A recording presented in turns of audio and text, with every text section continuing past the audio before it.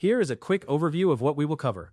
We will cover the underlying paradigm, cracks in the glass, finance and time, asking the right question. How could economists be wrong? Aren't they the experts?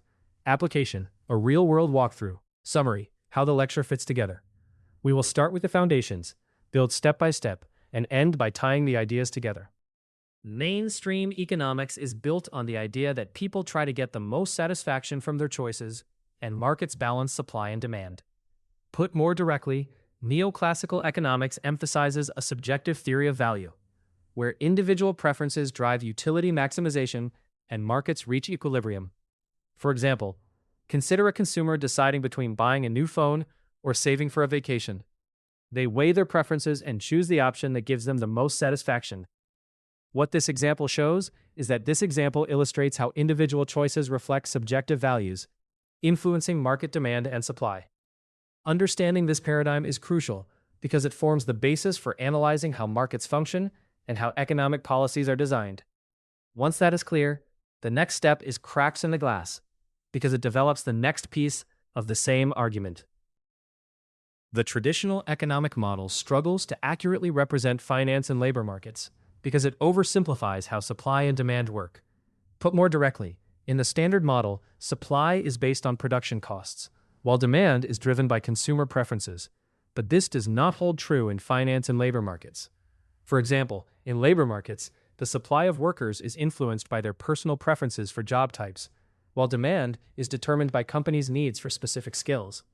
What this example shows is that the supply and demand dynamics in labor markets are not as straightforward as in traditional models, highlighting the need for a more nuanced understanding. Recognizing these discrepancies is vital for developing more accurate economic theories and policies that address real-world issues. Once that is clear, the next step is finance and time, because it develops the next piece of the same argument. Finance must consider time, because money and debts are not just about immediate transactions, they extend over periods. Put more directly, Fisher's assumptions highlight that financial markets need to clear over time and that debts must be repaid, which challenges traditional equilibrium models. For example, when taking out a loan, a borrower receives money now but commits to repaying it over several years, reflecting the time dimension of finance. What this example shows is that this illustrates that financial transactions are not instantaneous and require a consideration of future obligations, which complicates traditional economic models. Acknowledging the time aspect in finance is essential for understanding market behaviors and predicting economic outcomes.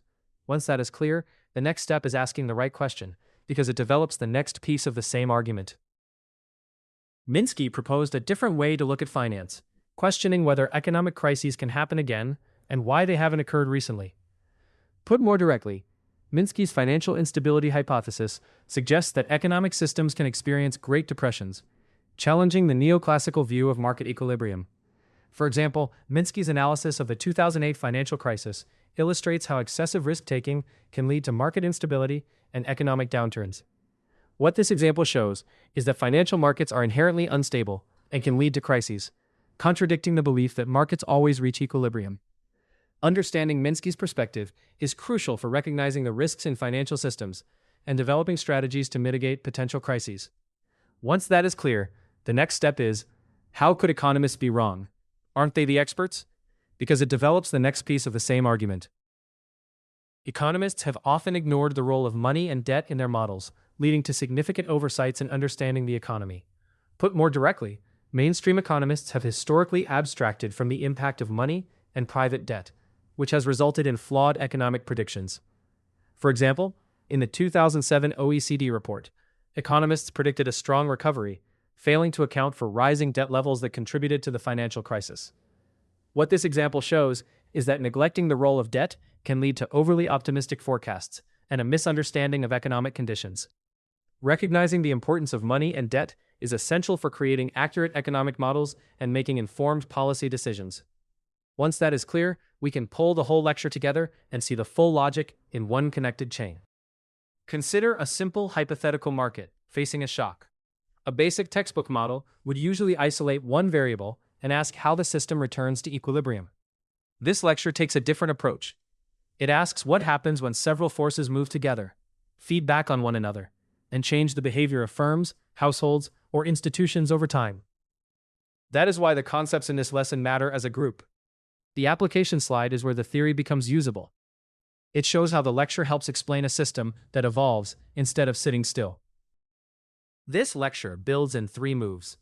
First, the underlying paradigm, cracks in the glass, define the problem and show why simple equilibrium thinking misses too much.